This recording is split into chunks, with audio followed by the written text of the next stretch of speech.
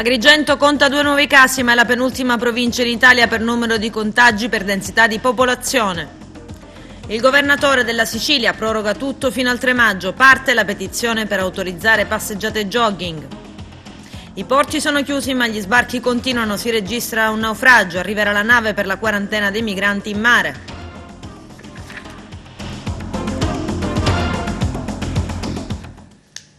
Bentrovati gentili telespettatori al nostro appuntamento con l'informazione. La curva dei contagi in Sicilia è in caro, a confermarlo sono i dati diffusi dalla Protezione Civile regionale a Pasquetta. Sui 1213 tamponi validati nelle ultime 24 ore ne sono risultati positivi al coronavirus 42. In provincia di Agrigento 2 nuovi casi, uno a Porto Empedocle, uno nel capoluogo. Il servizio del nostro direttore Arturo Cantella. Salgono a 110 casi di persone positive al Covid-19 secondo i dati ufficiali forniti dall'ASP di Agrigento e fermi alla giornata di domenica di Pasqua. Il capoluogo di città, Agrigento, vede aumentare di un caso i contagi, salendo così a 12. Anche la città di Campobello di Licata registra un caso in più, portandosi a 6 unità. Quindi la città di Menfi fa un balzo in avanti con 2 contaminati in più, per un totale di 12 persone. Un altro contaminato è a Porto Empedocle, salendo così a 6, mentre Sciacca risulta essere sempre il comune leader per contagi, con un nuovo caso, andando così a ben 23 infetti. Fortunatamente a Lampedusa sono risultati negativi i test dei tamponi effettuati, ben 27, che sono stati in contatto con il ragazzo di 15 anni egiziano risultato positivo al tampone, che ha transitato poi da Porto Empedocle verso Pozzallo. I ricoverati negli altri ospedali della Sicilia vedono 5 unità al Sant'Elia di Caltanissetta, 2 a Partinico, 1 ciascuno a Caltagirone, Enna, Marsala e Messina, per un totale di 11 unità, mentre i soggetti posti in quarantena sono 77, quelli guariti salgono a 9, quelli deceduti a 10. Da numeri invece che ci arrivano dalla regione siciliana, Agrigento vede attestarsi a ben 125 persone contagiate dal Covid-19, 15 in più rispetto a quelli fornitici dall'ASP di Agrigento. La città in testa per contagi resta sempre Catania con 582 casi, la seconda è Messina con 357, la terza è Palermo con 321, Enna con 290, poi Caltanissetta con 113 e supera la città di Trapani che si attesta a 110 casi. Siracusa con 90 e sempre ultima Ragusa con 58 persone. In totale i casi positivi in Sicilia si attestano a 2050 e di cui 237 quelli guariti. Dall'inizio dei controlli i tamponi effettuati sono stati 37.311 in più rispetto all'ultima comunicazione di 1.213. Questi risultati positivi, 2.458, 42 persone in più, mentre degli attuali contagiati, 2.050 persone, ne risultano 605 ricoverati, di cui 51 in terapia intensiva, 1.445 in isolamento domiciliare, con più 20 casi in più. Il presidente della regione Nello Musumeci ha emanato una nuova ordinanza in vigore dalla mezzanotte di oggi, martedì 14 aprile, fino al 3 maggio prossimo, che proroga in Sicilia misure più restrittive, recependo alcune disposizioni previste dall'ultimo decreto Conte sull'emergenza coronavirus, come ad esempio la riapertura delle cartolibrerie e dei negozi di abbigliamento per bambini e neonati. Musumeci conferma dunque la chiusura dei negozi di generi alimentari la domenica e nei giorni festivi, come avvenuto per Pasqua e Pasquetta, il divieto di attività motorie e passeggiate con i figli anche nei pressi della propria abitazione, ribadisce l'obbligo soft della mascherina. Vediamo. La vinceremo questa sfida. La vinceremo perché siamo un popolo abituato a tante esperienze, perché siamo un popolo forte, noi siciliani, perché abbiamo subito 15 dominazioni straniere e non abbiamo mai perso l'orgoglio di essere siciliani. La vinceremo questa sfida perché siamo abituati alle calamità naturali, abbiamo conosciuto terremoti, eruzioni, carestie, pestilenze in questa terra impastata di sangue e di sudore.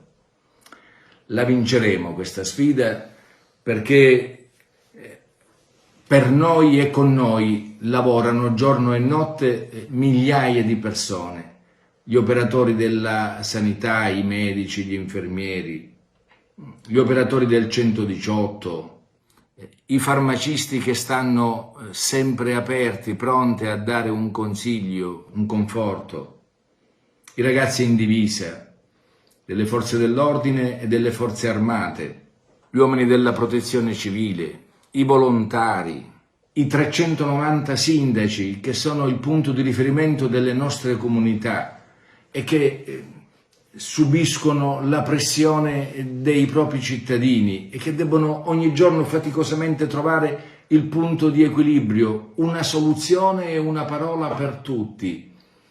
I 9 prefetti che sono la cerniera fra il territorio e lo Stato. Siamo un popolo che sa, nei momenti necessari, ritrovare il rispetto del rigore, come abbiamo fatto in queste 4-5 settimane, restando a casa e sbalordendo tutto il resto d'Italia che invece era convinto che in Sicilia sarebbe andato tutto a catafascio.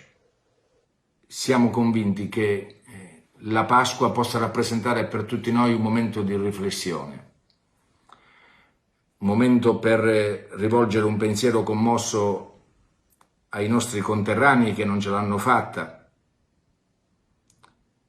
nelle scorse settimane, nei scorsi giorni, e perché siamo convinti che ormai in fondo al tunnel si intravede una piccola luce.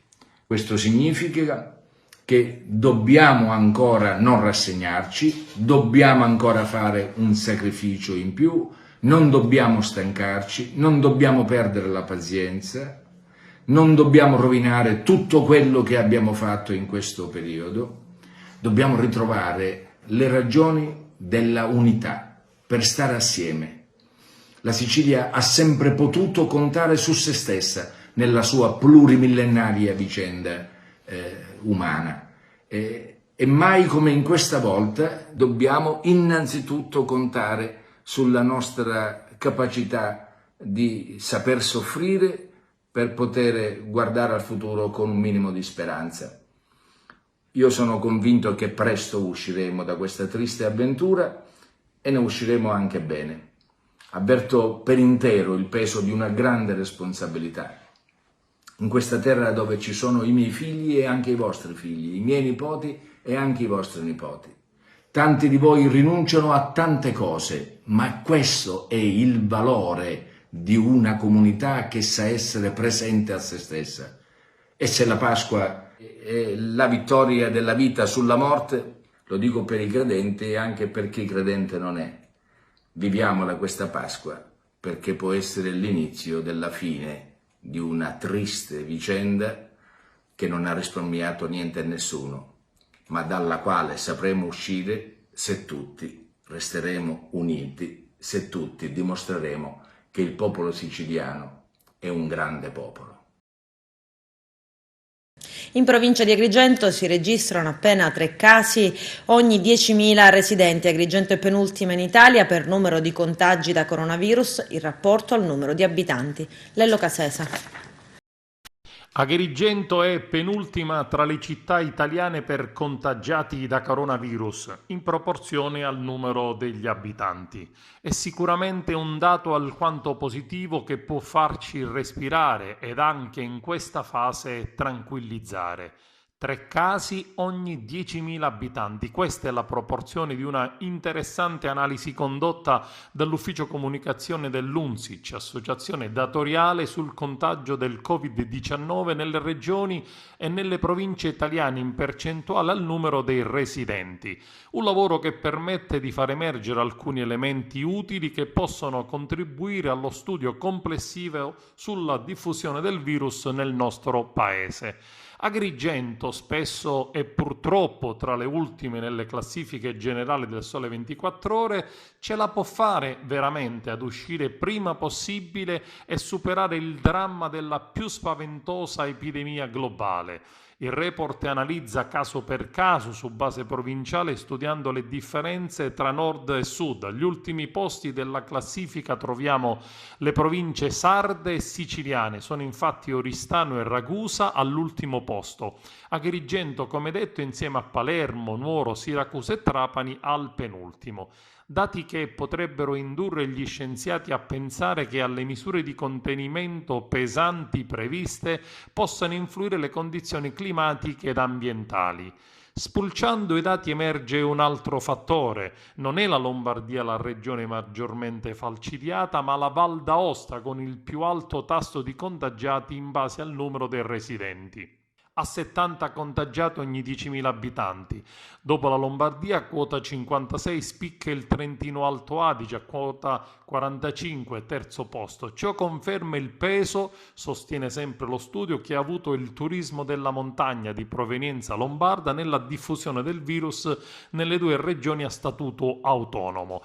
Lo spaccato che esce fuori è una Italia divisa tra nord e sud. Analizzando i numeri dei contagiati, la Lombardia da sola ne conta oltre un terzo del totale nazionale, seguita da Emilia-Romagna, Piemonte e Veneto. E queste 4 regioni hanno oltre 2/3 di tutti i contagiati a livello nazionale, naturalmente in proporzione al numero di abitanti. Se la regione lombarda ha 56 contagiati ogni 10.000 residenti, l'Emilia-Romagna ne ha 43, il Piemonte 35 e il Veneto 27. Le regioni meno contagiate presentano numeri diametralmente opposti: meno di 5 per Calabria e Sicilia, la Basilicata 5,5, la Campania intorno a 6, la Puglia a 7 e il Molise a 8. Si tratta naturalmente di un'analisi interessante che può far riflettere meglio lo studio e la diffusione del virus nel mondo e soprattutto nel nostro paese.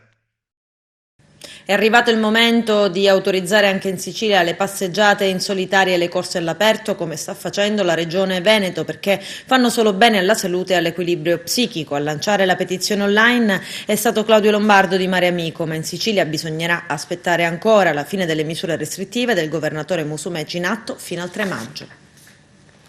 Per Pasqua e Pasquetta capillari i controlli delle forze dell'ordine contro gli spostamenti o gli assembramenti. In azione pattuglie, elicotteri, droni. Il nostro direttore Arturo Cantella ha intervistato telefonicamente il dirigente della Polizia Stradale, il vicequestore Andrea Monreale. Sentiamo.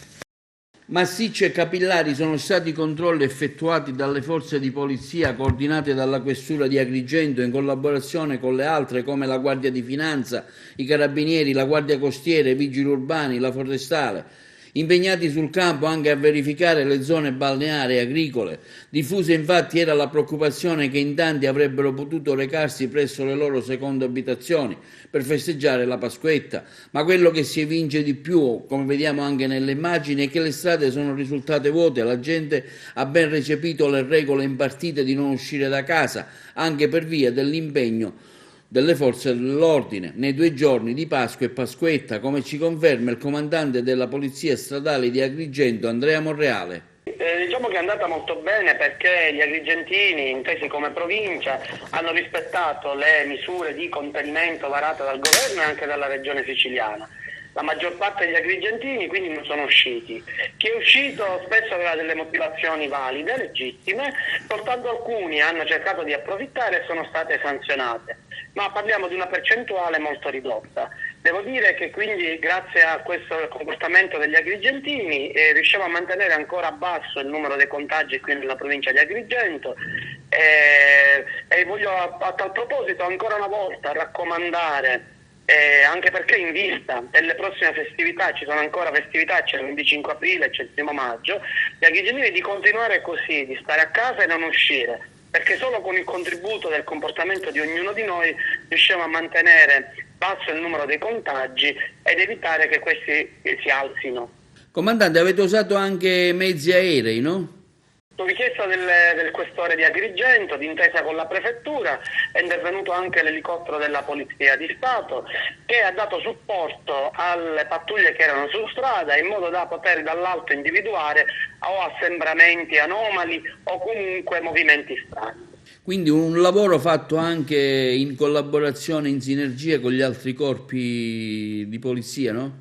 Assolutamente sì, il piano è stato predisposto dalla questura d'intesa con la prefettura ed è stato un piano interforze, un piano che ha previsto in tutta la provincia dei punti fissi di controllo, quindi dei posti di controllo fissi ed altri mobili, con la partecipazione di davvero tutte le forze di polizia, le polizie locali, la polizia provinciale, tutti. È un piano coordinato predisposto appunto dal questore di Agrigento. Quindi qualche caso particolare che ci può magari raccontare che è successo? La maggior parte dei casi che sono successi in queste prossimità proprio delle feste, prima quindi della giornata di Pasqua, il caso più comune è stato quello di marito e moglie che uscivano insieme per fare la spesa, perché a dire loro la spesa di Pasqua, diciamo, è di notevole entità e quindi occorreva un aiuto per portarla prima in auto e poi a casa. E poi tantissime altre giustificazioni inutili, si capiva che insomma era una scusa soltanto per uscire, per pigliare un po' di aria, come chi doveva andare a guardare, per esempio, voglio citare questo, come chi doveva andare a guardare per esempio la propria barca ormeggiata nel porto nel caso in cui magari imbarcasse proprio acqua, cioè una scusa inutile che infatti è stato sanzionato. Chiusura dei porti in Italia non si traduce con stop agli arrivi, ma con un naufragio e numerose richieste di aiuti. I lampedusani chiedono la chiusura del centro d'accoglienza sulla stessa linea d'onda anche siculiana, ma arriverà una nave per la quarantena in mare e i migranti verranno distribuiti in Europa. Come e quando sarà da vedere. C'è il servizio. 32 sindaci della provincia di Agrigento scrivono al Presidente del Consiglio Giuseppe Conte. L'obiettivo è trovare una soluzione alla questione migranti in arrivo. Se è vero che il governo nazionale ha chiuso i porti a causa dell'emergenza coronavirus, è ancor più reale il fatto che i migranti continuino ad arrivare, a intraprendere la loro traversata. Così gli abitanti di Lampedusa chiedono un taglio netto, non solo lo stop agli arrivi, ma addirittura la chiusura dell'hotspot di Contrada Imbriacola. Questo soprattutto dopo aver avuto la notizia del transito di un migrante positivo al coronavirus, poi portato a Porto Empedocle e trasferito infine a Pozzallo. Il presidente della regione, Nello Musumeci, il sindaco di Lampedusa e Linosa, Toto Martello, richiedono invece una nave per l'accoglienza ad ormeggiare in rada per permettere ai migranti di poter fare la quarantena in sicurezza prima che raggiungano i luoghi di destinazione europei. Tutto questo accade mentre alla deriva del Mediterraneo ci sono 4 imbarcazioni. Una si è rovesciata e non sono note le vittime del naufragio, ma le richieste d'aiuto. La bambina sta molto male, non c'è acqua né cibo. Ci dicono che vengono a prenderci, ma non viene nessuno. Qualcuno può aiutarci, per favore? E poi anche, ci sono 2 morti, aspettiamo da 4 giorni, ci sono bambini svenuti, non sappiamo dove siamo, abbiamo bisogno di aiuto, vi prego. Un disastro. Ieri il capo della Protezione Civile Angelo Borrelli ha firmato un'ordinanza che dispone l'invio di una nave di grossa stazza con personale medico della Croce Rossa a bordo per ospitare i migranti che dovessero arrivare autonomamente. Esulta il presidente della regione Nello Musumeci. La nave per la quarantena dei migranti capace di ospitare fino a 488 persone l'abbiamo trovata. E sulla terraferma a Siculiana ci sono 72 migranti ospiti del Villa Sicania. Non dorme sonni tranquilli il sindaco Leonardo Lauricella, che ha vietato il transito di qualsivoglia migrante e l'isolamento anche per tutto il personale che lavora a vario titolo all'interno dell'ex albergo che li ospita. L'arrivo di 72 migranti presso il centro di accoglienza Villa Sicania ci ha accolto tutti di sorpresa. Infatti, senza alcuna informazione preventiva e quindi a cosa fatta, sono stato informato telefonicamente dalla prefettura della presenza di 72 ospiti presso la struttura. Ho protestato energicamente per questo mancato preavviso, ritenendolo una mancanza di rispetto non solo nei miei confronti in quanto sindaco, ma soprattutto una mancanza di rispetto e quindi una mancanza di sensibilità nei confronti della comunità siculianese che riconosco avere tenuto in questo momento di emergenza Covid-19 un comportamento esemplare di buonsenso non solo come persone ma soprattutto come cittadini. La quarantena nelle coppie è causa di liti domestiche, nuovi divorzi, ma anche difficoltà nel vedere i figli quando non si vive più sotto lo stesso tetto. Carmelo Lentini. Il coronavirus sta obbligando tutti a rimanere a casa, a stretto contatto con la propria famiglia e i propri figli, facendo riassaporare i valori di una volta. Purtroppo c'è chi deve convivere una situazione di coppia non troppo idilliaca. In questo caso aumentano le incomprensioni ed anche le violenze domestiche contro le donne.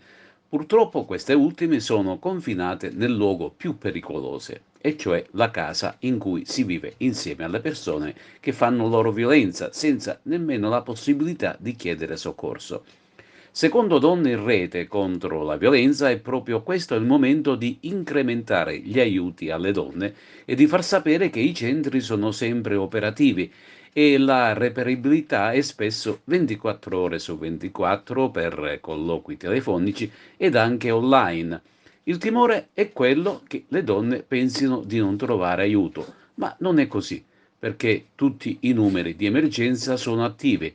Se una donna chiama il numero 1522, il servizio antiviolenza e anti-stalking del Dipartimento delle Pari Opportunità è gestito dalle volontarie del telefono rosa. L'operatore indica il centro più vicino. Tra l'altro il pericolo della diffusione del coronavirus ha fatto sorgere altri nuovi casi. In questi giorni nella città di Agrigento un padre separato ha chiesto all'ex moglie di aver affidata la figlia, come spesso avveniva regolarmente negli scorsi fine settimana, e bussa alla porta di casa ma riceve un netto rifiuto, forse per paura del contagio. L'uomo va in escandescenze, la giovane donna chiama la polizia che mette fortunatamente ordine alla situazione. Ma cosa dice la legge? Ai figli dei genitori separati è concesso di vedere entrambi i genitori e ciò non deve essere una scusa per litigare, ha esplicitamente dichiarato la ministra delle Pari Opportunità e della Famiglia Elena Bonetti. Infine sorge un altro problema abbastanza rilevante. Per le donne infatti c'è anche il discorso dell'autocertificazione, perché deve indicare il luogo in cui si va e viene, trovato dal partner violento e che la mette ulteriormente in pericolo. In questo caso intervengono le associazioni che chiedono anche che sia garantita la privacy per quelle donne che magari in un piccolo comune non vogliono dire dove vanno e a chi controlla. Le donne hanno diritto di recarsi nei centri antiviolenza senza essere multate e senza dover dichiarare altro motivo che lo stato di necessità. Fa ancora chiarezza la ministra delle Pari Opportunità e della Famiglia Elena Bonetti. A questo punto basta telefonare al numero di servizio 1522 e si potranno avere tutte le delucidazioni possibili. Ed a Messina, se la maggior parte dei cittadini hanno rispettato l'invito del sindaco Cateno De Luca, che ha lanciato il singolare hashtag Arrusto a casa, altri hanno invece pensato di prendere parte al funerale di un ex boss. I dettagli nel servizio. Io arrusto a casa tutti, Santa Pasqua a tutti voi. Sul messaggio, a dir poco originale, registrato dal sindaco di Messina, Cateno De Luca, e diffuso dagli altoparlanti di un'autovettura in giro per la città nelle giornate precedenti alla Pasquetta, è arrivato adesso un esposto in procura. La frase in vernacolo non è piaciuta ad alcuni cittadini che, attraverso l'avvocato Santi Delia, hanno presentato una denuncia ritenendo le modalità dell'invito a rispettare le indicazioni normative vigenti non adeguati ai più basilari principi del vivere civico, della sobrietà e del decorso istituzionale, rappresentando al contrario un messaggio così inadeguato da ingenerare confusione in chi lo riceve, tale da non comprendere la distinzione tra sacro, serio e faceto. Il nostro sindaco vi augura una Santa Pasqua e ribadisce l'ordine di non uscire di casa. Io rusto a casa di Santa Pasqua a tutti voi. In questi giorni a Messina sta facendo discutere anche l'ultimo saluto dato al fratello di un ex boss. Decine di persone avrebbero accompagnato il carro funebre che trasportava la salma di Rosario Sparascio, 70enne, fratello dell'ex boss Luigi, al cimitero. Nell'occhio del ciclone è finito il sindaco Cateno De Luca, attaccato per non aver fatto sentire la propria voce sulla vicenda. Abbiamo subito i soliti attacchi da questo corteo funebre che non è mai esistito e del quale francamente non me ne sono mai occupato, perché il questore sta svolgendo le sue attività e obiettivamente, visto che sono stato tirato in ballo, oggi abbiamo risposto chiarendo quello che sappiamo, ma queste sono poi le solite attività di sciacalli che non hanno la forza di confrontarsi sul merito delle cose importanti che noi facciamo, dopodiché si devono inventare, e accostandomi in modo veramente schifoso alla mafia, ai mafiosi e ai mafiosi che io vi dico francamente ho sempre combattuto, faccio parte di tutt'altro fronte. Certo, non sono una persona che di professione ha sfruttato la cosiddetta antimafia. Io mi distinguo invece per la mia bontà delle azioni amministrative che ho sempre portato avanti e di cui mi sono preso la responsabilità. C'è invece chi ha fatto le proprie fortune politiche cavalcando l'antimafia del nulla, con rispetto invece di quella vera antimafia che fa azioni concrete e non fa politica. Non si è trattato, evidenzia il primo cittadino di Messina, né di un corteo funebre né di una celebrazione religiosa, che sono peraltro vietate dalle disposizioni del DPCM, come ribadite dallo stesso arcivescovo di Messina, che da oltre un mese ha vietato la celebrazione dei funerali. Dunque, continua De Luca, quanto in modo becero è definito corteo funebre con oltre 100 persone non è altro che un mero trasporto della salma per poche centinaia di metri, al quale si sono uniti in modo estemporaneo alcuni familiari del defunto, in numero non superiore alla trentina.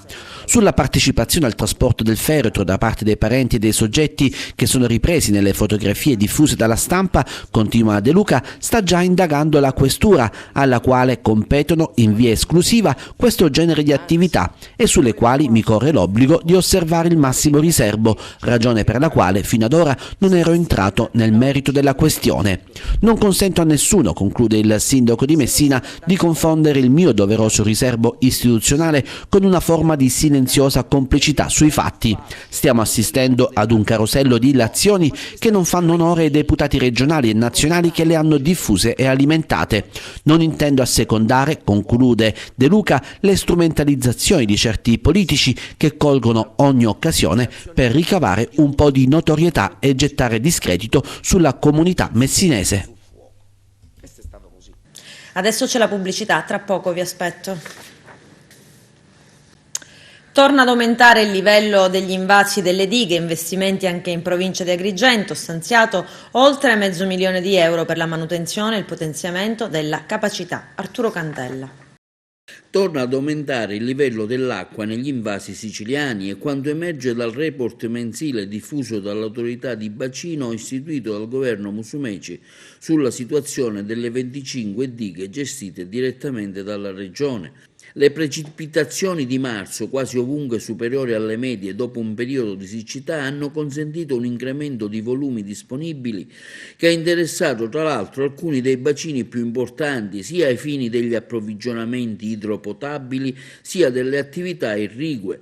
Nel dettaglio, al primo aprile gli invasi gestiti dalla regione hanno accumulato ben 578 milioni di metri cubi di acqua, recuperando un'importante quota rispetto a marzo, quando si erano fermati a 533. Il livello resta così poco più basso rispetto allo scorso anno, quando furono raggiunti 639 milioni di metri cubi d'acqua, ma la crisi è scongiurata anche perché, spiegano gli esperti, il beneficio delle precipitazioni di marzo non si esaurisce al solo incremento delle riserve, ma riguarda anche il minor fabbisogno irriguo durante il periodo primaverile, dal momento che ovunque i suoli sono stati portati alla massima capacità idrica di campo. Tra l'altro, all'inizio di aprile si osservano ancora dei flussi significativi verso gli invasi che lasciano prevedere ulteriori livelli incrementi durante il mese e che permettono di guardare con relativa tranquillità al periodo estivo. Sul fronte dighe il governo regionale sta lavorando su più interventi. A dicembre è stata deliberata su proposta dell'assessore all'energia Alberto Pierobon la somma di 600.000 euro per progettare la gestione e la messa in sicurezza di 8 invasi attraverso i cosiddetti progetti di gestione. A beneficiare delle somme sono le dighe Arancio, Furore, Gorgo, Lentini, Paceco, Ponte Barba, San Giovanni e Santa Rosalia. Altri interventi di progettazione sono in corso per mettere in sicurezza gli invasi e aumentarne così la capacità. Si riunirà in videoconferenza venerdì prossimo, 17 aprile, il Consiglio Comunale di Agrigento. La convocazione è stata firmata dal presidente Daniela Catalano, così come indicato e deciso dopo la conferenza dei capigruppo consiliari che si sono riuniti attraverso una piattaforma telematica. Finalmente, dopo più di un mese di blocco totale delle attività, commenta il consigliere Nuccia Palermo, il Consiglio Comunale, grazie all'impegno di tutti i consiglieri e del presidente Catalano, tornerà a riunirsi venerdì prossimo attraverso una piattaforma digitale. Le sedute del Consiglio saranno registrate, pubblicizzate e visionabili da tutti. Uno solo l'argomento in discussione: aiuti economici e le prescrizioni in tema di sicurezza e contenimento che il Comune di Agrigento sta adottando e adotterà per fronteggiare la pandemia. La situazione che stiamo vivendo è assolutamente inedita e fino a qualche mese fa inimmaginabile. Proprio per questo motivo, continua Lucia Palermo, è giusto che si pretenda dalla politica un maggiore sforzo e una maggiore attenzione in ordine ai problemi che i cittadini si trovano a fronteggiare per la prima volta e che mai avrebbero pensato di affrontare. Di fronte a un evento così drammatico, le difficoltà in cui i cittadini incorrono sono così tante e varie che rischiano di cadere nel vuoto laddove non opportunamente veicolate. Per questa ragione rivolgo un invito a chiunque sta riscontrando problematiche che possono trovare risoluzione attraverso un intervento politico-amministrativo e segnalarle. La sottoscritta, in tal senso, conclude il consigliere Palermo, si mette a completa disposizione per raccogliere ogni doglianza o proposta che provenga dai cittadini.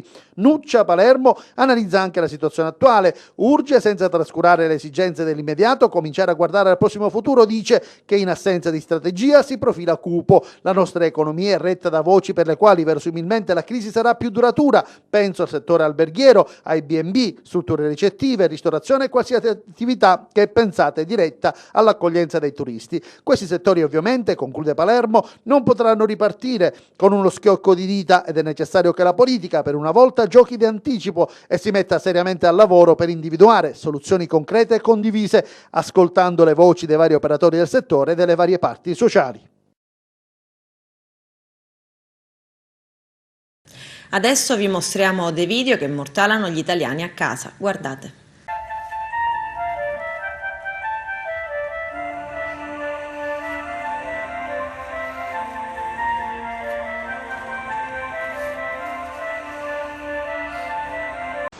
È sempre così, uno organizza Pasquetta, poi ecco, piove pure col sole, guarda quanta ne sta a fa'.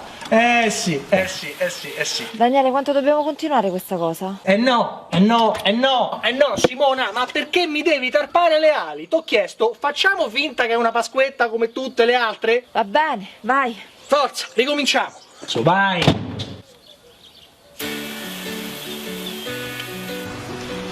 Sì, va bene, dopo casomai se smette ci vediamo.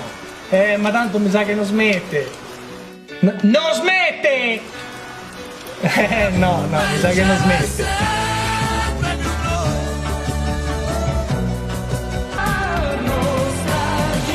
Nostalgia canaglia, che ti prende proprio quando non puoi.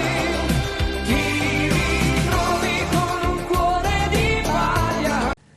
Con questo è tutto, termina qui l'edizione del telegiornale. Grazie per la gentile attenzione e per essere stati con noi.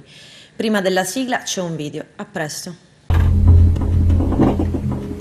Non so quando finirà questa quarantena, ma quello che so è che quando finirà, per un attimo, nulla sarà più routine. tutto sarà nuovo.